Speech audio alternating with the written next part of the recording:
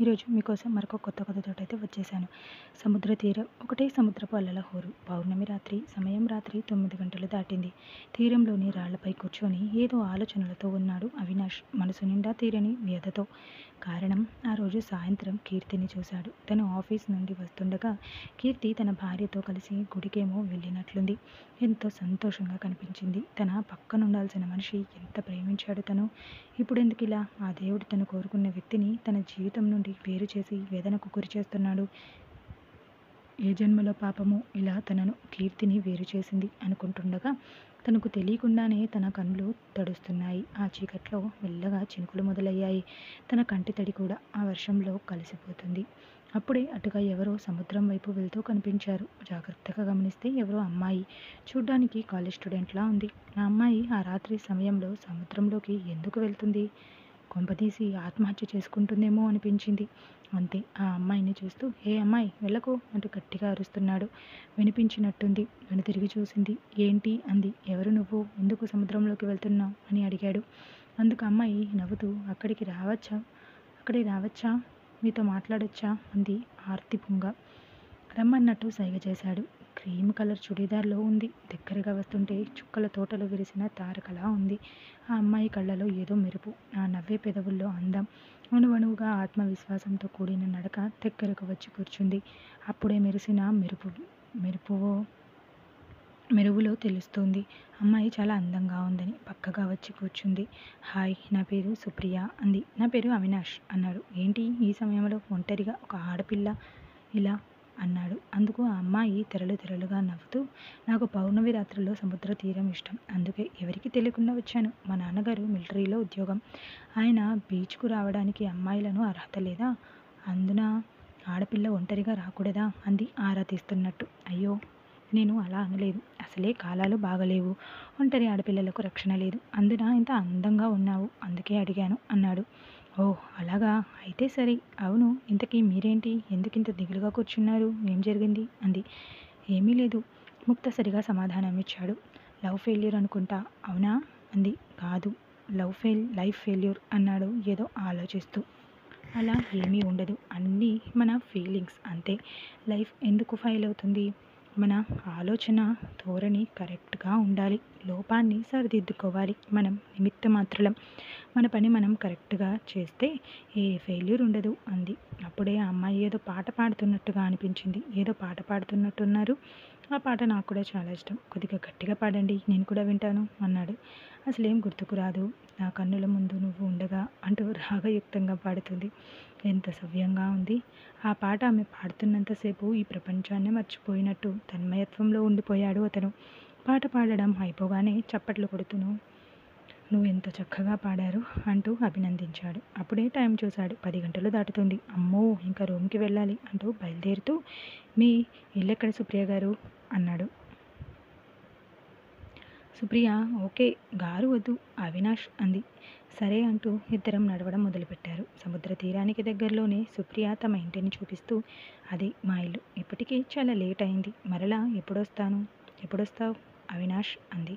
రేపు అన్నాడు. చూద్దాం, నాకు వీలుంటే రేపు కలుస్తాను, లేకుంటే ఏదో ఒక రోజు కలుస్తాను అంది. బాయ్ చెప్పుకుంటూ ఎవరి దారి వాళ్ళు వెళ్ళిపోయారు.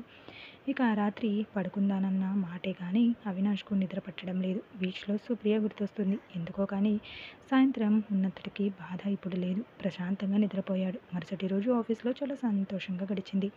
ఎప్పుడెప్పుడు సాయంత్రం అవుతుందా అని ఎదురు చూశాడు. ఉత్సాహంగా సాయంత్రం బీచ్కు బయలుదేరి వెళ్ళి నిన్ను కూర్చున్న చోట కూర్చున్నాడు. సమయం గడుస్తుంది. కీర్తి రాలేదు. గంటకు టెన్షన్. చూస్తుండగానే సమయం 10 గంటలు దాటిపోతుంది. ఇక సుప్రియ రాదనుకుని ఫిక్స్ అయిపోయాడు. నిదానంగా నడుచుకుంటూ సుప్రియ చూపించిన ఇంటి దగ్గరకు రాగానే ఆ ఇంట్లో తలుపులు వేసినట్టుగా గుర్తించాడు. గేటుకు కూడా తాళం వేసినట్టు తెలుస్తుంది. గేటుకున్న తాళం చూస్తూ నిరాశగా రూమ్కి వెళ్ళిపోయాడు. అసలేంటి ఈ సుప్రియ?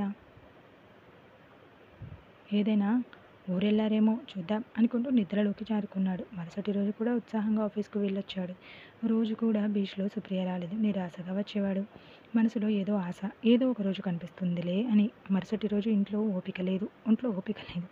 ఏదో నీరసంగా అనిపిస్తుంది. చూస్తే జ్వరం. అనంతపూర్లో కాలేజ్ లెక్చరర్గా జాబ్ చేస్తున్న అమ్మ ఐఫోన్ చేసి చెప్పాడు.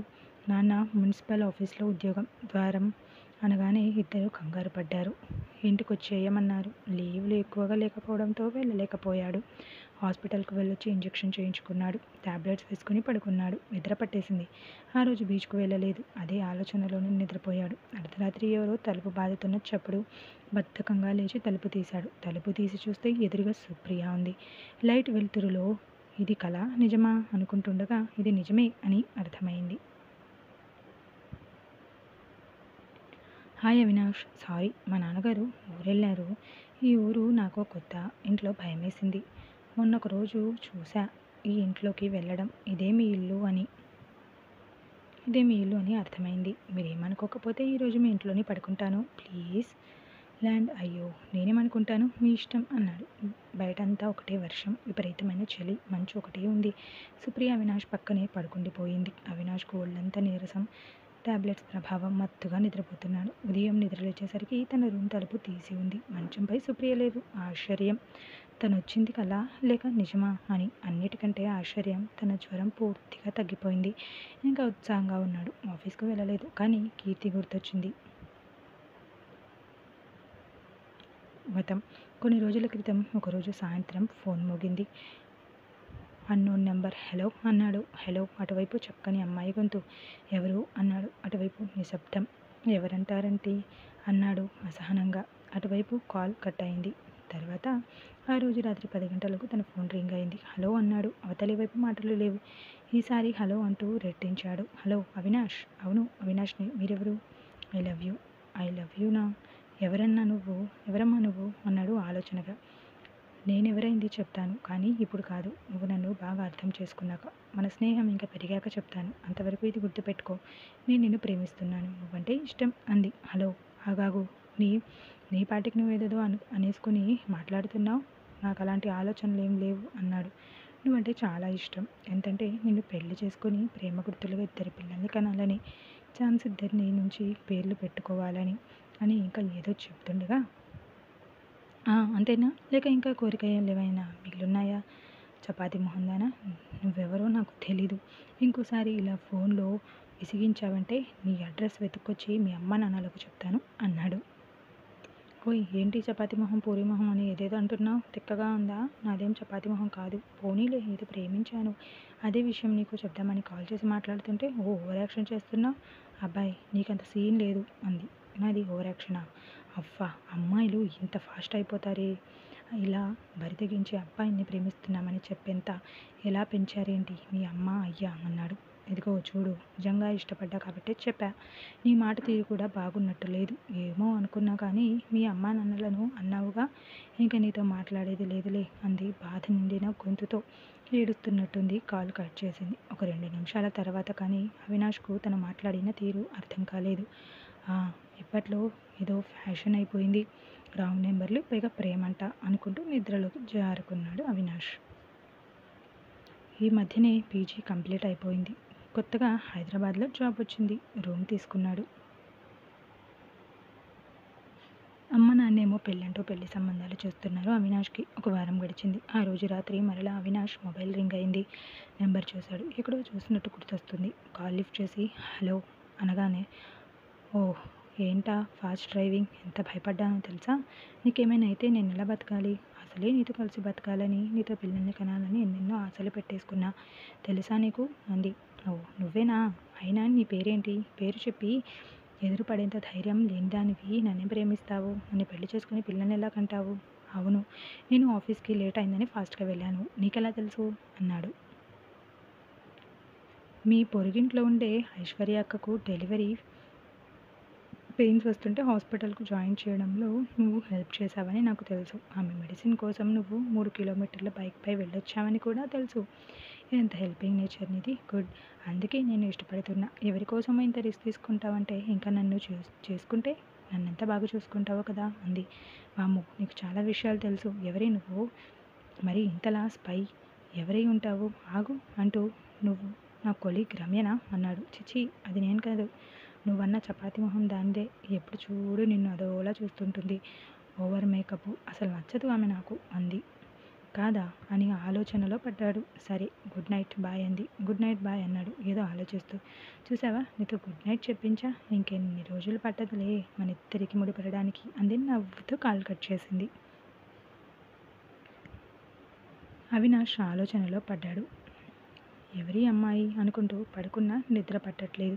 డిస్టర్బ్డ్గా ఉంది మైండ్ అంతా. తన అమ్మాయిలతో మాట్లాడేది తక్కువ, అలాంటిది ఈ అమ్మాయి ఎవరు అని తర్వాతి రోజు రాత్రి అలసటగా ఆఫీస్ నుండి రూమ్కొచ్చాడు. తన రూమ్ ఆ అపార్ట్మెంట్లో పైన గది, చుట్టూ రోఫ్ గార్డెన్లో పూల మొక్కలతో చాలా ప్లెజెంట్గా ఉంటుంది. రాత్రి 7 గంటల సమయంలో మొబైల్ రింగ్ అయింది. నెంబర్ చూశాడు. ఆల్రెడీ రాంగ్ నెంబర్ అమ్మాయిని రాంగ్ నెంబర్ అని కాంటాక్ట్లో ఫీడ్ చేశాడు. హలో అన్నాడు. అటువైపు నుండి కంగారుగా హలో అవి అంది కంగారుగా. ఏవో మాటలు వినిపిస్తున్నాయి. హలో ఏమైంది, నీ మాటలేంటి అలా ఉన్నాయి అన్నాడు. ఇక్కడ సరూర్ నగర్లో ఉన్న ఎవరో ముగ్గురు ఫాలో అవుతున్నారు, చాలా భయంగా ఉంది. ఇదెక్కడో గుడి కూడా ఉంది, అక్కడే ఉన్న yellow churidar, please help me అంది. సింధుకే భయం. నువ్వు రాక్షన్వి, ఐ లవ్ యూ చెప్పు పారిపోతారు నాలాగా అన్నాడు నవ్వుతూ. ఆపోవి, నీకు సెన్స్ లేదు ఇలానే నా ఒక అమ్మాయితో బిహేవ్ చేసేది. వెంటనే వాళ్ళ దగ్గరికి వెళ్ళి భయ్యా మీరు ఎందుకు ఇలా వెంటపడుతున్నారు, మీ ఇంట్లో లేడీస్ ఇలా బయటకు వస్తే ఎవరైనా ఇలానే వెంటపడితే అంది. అప్పుడే అటుగా వెళ్తున్న ఒకరిద్దరు వారి వైపు రావడం, అందులో కొందరు ఆడవాళ్ళు పొగవడం, తలా ఒక మాట ఆ వెంటపడిన ముగ్గురిని పెట్టడంతో పాటుసారి చెప్పించారు. అక్కడ ఒక్కొక్కరుగా వెళ్ళిపోతున్నారు. వెంటపడిన ముగ్గురు కూడా వెళ్ళిపోయారు. అమ్మయ్య అని ఊపిరి పీల్చుకుంది. ఎవరో తననే గమనిస్తున్నట్లు అనిపించింది. చూసింది రాజేష్. తను అవినాష్ ఫ్రెండ్. రాజేష్ను పలకరించింది. రాజేష్ ఆశ్చర్యపోయాడు. నిజానికి ఆమెను అప్పుడే చూడడం. అవినాష్ కాల్ చేసి అర్జెంటుగా వెళ్ళమని చెప్పడంతో వెళ్ళాడు. అప్పటికే ఆమె తెలివి, ధైర్యం చూసి చాలా ఇంప్రెస్ అయ్యాడు. రాజేష్తో మాట్లాడుతుండగానే ఆమె తండ్రి రావడంతో రాజేష్కు థ్యాంక్స్ చెప్పి బయలుదేరి వెళ్ళిపోయింది. రాజేష్ ఇంటికి వెళ్ళిపోయాడు. అవినాష్కు కాల్ చేసి జరిగిందంతా చెప్పాడు. మరుసటి రోజు కాల్ చేసింది. హాయ్ ఎలా ఉన్నావే, నీకేంలే రాక్షసివి, బాగానే ఉంటావు అన్నాడు. బాగుండగా నువ్వు ఒప్పుకోలేదని ఏడుస్తానా ఏమైనా అంది. సారీ, నా మాటలకు ప్రేమ పెళ్ళి వీటిపై నాకు పెద్ద ఇంట్రెస్ట్ లేదు, ఫ్రెండ్స్ ఓకే అన్నాడు. ఏదో ఒకటిలే ఫ్రెండ్స్ అవుదాం ఫస్ట్ అంది. ఇక ఆ రోజు మొదలు ఒకటే కాల్స్. రాజేష్ ముంబైలో జాబ్ రావడంతో వెళ్ళిపోయాడు. ఒకసారి కలుద్దాం అన్నాడు. కుదరదు, పెళ్లి పీటలపైనే నిన్ను చూడాలి, నువ్వు నన్ను చూడాలి అంది. ఇదేం మోసం, నువ్వు నన్ను చూశావు, నేనెలా ఉంటానో నీకు తెలుసు అన్నాడు. అవును, అయినా నువ్వు నన్ను మనసుతో ఇష్టపడాలి, అదే నాకు ఇష్టం, నా రూపంతో కాదు అంది. నిజానికి అవినాష్ ఎప్పుడో ఆమెతో ప్రేమలో పడిపోయాడు. ఇక ఎదురుపడి చూడకూడదు అంది అని తన ఫ్రెండ్ సాయంతో మొబైల్ నెంబర్ అడ్రస్ తీసుకుని ఫాలో అయ్యాడు. అప్పుడు తన ఫ్రెండ్ ఒక అమ్మాయి ఫోటో సెండ్ చేసి ఆ అమ్మాయి పేరు కీర్తి అని మెసేజ్ పెట్టాడు. ఆయన అమ్మాయి ఫోటో చూశాడు, నచ్చింది. తన మనసు దోచిన రాక్షసి అనుకున్నాడు మనసులో. ఇక ఆ అమ్మాయి కాల్ కోసం వెయిట్ చేశాడు. ఒకరోజు, ఒక వారం, ఒక నెల గడిచిపోయింది. కాల్ రాలేదు. తన కాల్ చూస్తుంటే స్విచ్ ఆఫ్ అని వస్తుంది. అవినాష్కు ఏదోలా ఉంది, బాధగా, దేని మీద ఇష్టం కలగట్లేదు. ఇక ఏదైతే అది అయ్యిందని కీర్తి ఇంటి అడ్రస్ తెలుసుకొని వెళ్ళాడు. వాళ్ళ ఇంటికి వెళ్లకుండా దగ్గరలో ఉండే ఫ్రెండ్ ఇంటికి వెళ్ళి కీర్తి విషయం కనుక్కోమన్నాడు. తన గురించి ఏమీ చెప్పలేదు. అదే తన మొబైల్ ప్రేమ గురించి చెప్పకుండా ఆ అమ్మాయికి వారం క్రితం పెళ్ళయింది మామ, లవ్ మ్యారేజ్, ఇద్దరు ఒకే సాఫ్ట్వేర్ కంపెనీ అన్నాడు. అవినాష్ రూమ్కు వచ్చేశాడు. అబ్బాయిలు ఏడవకూడదు అంటారు, కానీ ఎంతో నమ్మాడు. ఆ అమ్మాయి వెంటపడింది. ఇప్పుడేమో ఎవరినో లవ్ మ్యారేజ్ చేసుకుంది. గుండె పగిలేలా ఏడ్చాడు. కొడుకు పరిస్థితి చూసిన తల్లి తండ్రి దిగులు పడిపోయారు. సైకియాట్రిక్ ట్రీట్మెంట్ ఇప్పించారు. యోగా, మెడిటేషన్స్. ఇప్పుడిప్పుడే కోలుకున్నాడు. ఇప్పుడేమో సుప్రియ స్నేహం. ఒకరోజు రాజేష్ ముంబై నుండి వచ్చాడు. ఫ్రెండ్స్ ఇద్దరు క్షేమ సమాచారాలు అయ్యాక తన రూమ్లో ఉన్న ఒక ఫోటోపై రాజేష్ దృష్టి పడింది. ఆ ఫోటో కీర్తి. ఎవరా ఈ అమ్మాయి అన్నాడు. అవినాష్ తన స్టోరీ మొత్తం చెప్పాడు. ఆ రోజు తను హెల్ప్ చేయడానికి వెళ్ళిన ఆ అమ్మాయిని చెప్పాడు. ఈ అమ్మాయి కాదురా ఆమె, నువ్వేదో పొరపాటు పడ్డావు, అసలు నువ్వు అనుకునే అమ్మాయి ఈమె కాదు, ఏదో మిస్టేక్ జరిగింది అంటూ ఇద్దరు కీర్తి జాబ్ చేసే ఆఫీస్కు వెళ్ళారు. కీర్తిని పలకరించి కీర్తితో ఫోన్ నెంబర్ గురించి అడిగారు. సారీ అండి. ఓహ్! ఈ ఫోన్ నంబర్ నాదే. కానీ నా ఫ్రెండ్ సుప్రియ వాడేది. అయితే మీరు మాట్లాడింది సుప్రియతో. మిమ్మల్ని ప్రేమించింది కూడా సుప్రియనే అంటూ ఆఫీస్‌లో పర్మిషన్ తీసుకొని ఇంటికి వెళ్ళి సెల్ఫ్‌లో భద్రంగా దాచిన ఒక లెటర్‌ను తీసిచ్చింది. లెటర్ అందుకుంటూ సారీ మరి సుప్రియ ఎక్కడుంది? తనని అర్జెంట్‌గా కలవాలి. అడ్రెస్ చెప్పండి ప్లీజ్ అన్నాడు అవినాష్. లెటర్ చదివి తర్వాత కాల్ చేయండి. ఉదయం మా ఇంటికి రండి అని చెప్పింది కీర్తి. తన రూమ్‌కు వెళ్తున్నాడన్న మాటే కానీ తను ప్రేమించిన సుప్రియకు సంబంధించి పెద్ద సస్పెన్స్ తీరబోతుంది. ఎక్కడికి వెళ్ళింది? ఎందుకు తనను ఇంతగా ఎందుకు మోసం చేసిందో తెలుసుకోవాలి. తన మనసుతో ఎందుకు ఇంతలా ఆడుకుందో తేల్చేయాలి అనుకుంటూ రూమ్‌కి వెళ్ళి లెటర్ ఓపెన్ చేశాడు. అందంగా నవ్వుతూ అందులో సుప్రియ ఫోటో. బీచ్‌లో అమ్మాయి. అదే నవ్వు, అవే కళ్ళు. లెటర్ చదవడం మొదలుపెట్టాడు. డియర్ అవినాష్, మొదట మీ ఇంటి నుండి మా ఇంటికి పెళ్లి సంబంధం వచ్చింది. నీ ఫోటో చూశాను, ఇష్టపడ్డాను. నేను మీ అమ్మ దగ్గర చదువుకున్న స్టూడెంట్‌ని. ఆమెతో నాకు చాలా మంచి స్నేహం ఉంది. అలా నిన్ను పెళ్లి చేసుకుంటే నాకు మంచి కుటుంబం దొరుకుతుందని ఆశించాను. ఆల్రెడీ మాది కూడా మంచి సాంప్రదాయ కుటుంబమే. కానీ పెళ్ళి ఒకటే సరిపోదు. మీకు నచ్చాలి కదా! అందుకే మీ గురించిన విషయాలన్నీ తెలుసుకున్నాను. ఇష్టాలు, స్నేహాలు, అభిరుచులు అన్నీ. మీకు వచ్చే వంటలు తెలుసుకొని నేర్చుకున్నాను. మీకు నచ్చే వంటలు తెలుసుకొని నేర్చుకున్నాను. మీకు మ్యూజిక్ ఇష్టమని తెలిసి సంగీతం కూడా నేర్చుకున్నా. నాకు సంగీతం నేర్పించే ఆవిడ కూడా కేవలం 3 నెలల్లోనే నా వాయిస్‌లో వచ్చిన మార్పును చూసి మెచ్చుకుంది. నిజానికి అది నీ మీద నాకున్న ప్రేమ, గొప్పదనం. ఎన్నో కలలు కన్నాను అవినాష్. నీతో నా జీవితం గురించి, భవిష్యత్ గురించి. అమ్మాయిలు ఏ ఏ ఏమే ఒసేయ్ అంటే ఒప్పుకోరు. కానీ నచ్చినోడు అలా పిలుస్తుంటే ఆ ఫీల్ ఎలా ఉంటుందో మాటల్లో చెప్పలేను. నీతో జీవితాంతం కలిసి బ్రతికే అదృష్టం ఆ దేవుడు నాకు దాసిపెట్టలేదు అవినాష్. రోడ్ క్రాస్ చేస్తుండగా యాక్సిడెంట్ జరిగింది. వెన్నెముక చితికిపోయింది. ఐసీయూలో ఉన్నాను. నాకు తెలుసు ఇక ఏనాటికైనా నువ్వు వెతుక్కుంటూ వస్తే నీకివ్వమని ఈ లెటర్ కీర్తితో రాయిస్తున్నా. నువ్వు పెళ్లి చేసుకో. చావు నా శరీరానికి మాత్రమే. ఏదో ఒక రూపంలో నీ చుట్టూనే ఉంటా. నువ్వు పెళ్లి చేసుకోవడం, సంతోషంగా ఉండడం, నా గురించి ఎప్పుడూ బాధపడకూడదు. అదే నా చివరి కోరిక. Love you so much Avinash. సెలవు. లెటర్ చదవడం ముగిశాక అవినాష్ మనసంతా బాధతో నిండిపోయింది. సుప్రియ అంటూ అంటే బీచ్లో సుప్రియ, తను ప్రేమించిన సుప్రియ ఒకటే. మరి తను చనిపోతే నాకెలా కనిపించింది? ఆత్మ రూపంలోనా? అంటే ఆత్మలున్నాయా అని ఆలోచిస్తూ ఇంకో పక్క తన సుప్రియ దూరం. ఒక వారం సెలవు పెట్టి తన తల్లిదండ్రుల దగ్గరికి వెళ్ళాడు. అక్కడ సుప్రియ విషయాలు తెలుసుకున్నాడు. చెప్పిందిగా బాధపడకూడదు అని. అవినాష్ తన గదిలో ఉండగా హాల్లో ఎవరివో నవ్వులు వినిపిస్తున్నాయి. వెళ్ళి చూశాడు. ఆశ్చర్యం. సుప్రియ తన కుటుంబ సభ్యులతో. అందరూ చూస్తున్నారు అని కూడా లేకుండా పరుగులాంటి నడకతో వెళ్ళి సుప్రియను అందరి ముందు గట్టిగా హత్తుకొని మౌనంగా రోదిస్తున్నాడు. చుట్టూ ఉన్న అందరి పరిస్థితి అలానే ఉంది. ఇది కళ నిజమా అనిపిస్తుంది అవినాష్కు. అవి లీవ్ మీ, అందరూ ఉన్నారు. లవ్ యూ అవి అంది సుప్రియ. నో వదలను, వదిలితే వెళ్ళిపోతావు, మరలా కనిపించవేమో. లవ్ యూ సుప్రియ అంటూ ఆపరా, వదలరా కన్నా. ఇంకో 10 నిమిషాల్లో పంతులు గారు వస్తున్నారు ముహూర్తాలు పెట్టడానికి అంది అవినాష్ తల్లి. అందరూ నవ్వుతున్నారు. మెల్లగా ఇద్దరం దూరం జరిగాము. 2 రోజుల్లో మంచి ముహూర్తం పెట్టారు పంతులు. ఇక రోజంతా సుప్రియ తల్లి, తండ్రి కూడా అవినాష్ వాళ్ళ ఇంట్లోనే ఉండిపోయారు. రాత్రి భోజనాలయ్యాక అవినాష్, సుప్రియ మెల్లగా వాక్ చేస్తూ రోడ్ మీదకొచ్చారు. అక్కడికి దగ్గరలోని పేమెంట్ మీద కూర్చుంటూ సుప్రియను దగ్గరగా లాక్కున్నాడు. అమ్మా అవినాష్, ఇది రోడ్. వచ్చిపోయే వాళ్ళు చూస్తే బాగోదు. ఇంకో రోజు ఆగితే ఇల్లే మనకు స్వర్గం.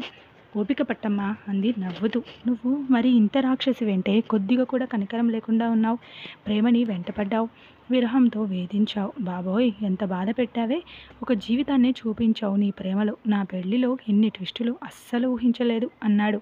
అందుకేగా ఇలా ఉన్నావు, లేకుంటే ఏదో సన్యాసం తీసుకున్నాడులా ఉండేవాడివి. ఇప్పుడు చూడు కవి అయిపోయావు అంది నవ్వుతూ. అయినా బీచ్లో ఆత్మలా వచ్చావా? ఒకరోజు రూమ్లో కూడా వచ్చావు. అవును, నాపై ప్రేమను పెంచుదామని వచ్చా అంది నవ్వుతూ. Thank you Supriya, love you so much అంటూ సుప్రియ చేతిని తన చేతిలోకి తీసుకున్నాడు. లవ్ యూ అవి అంటూ సుప్రియ సంతోషంగా పెళ్లి చేసుకుని కొత్త జీవితం మొదలుపెట్టారు. కథ నచ్చింది అనుకుంటున్నాను. నచ్చితే ఒక లైక్ చేయండి.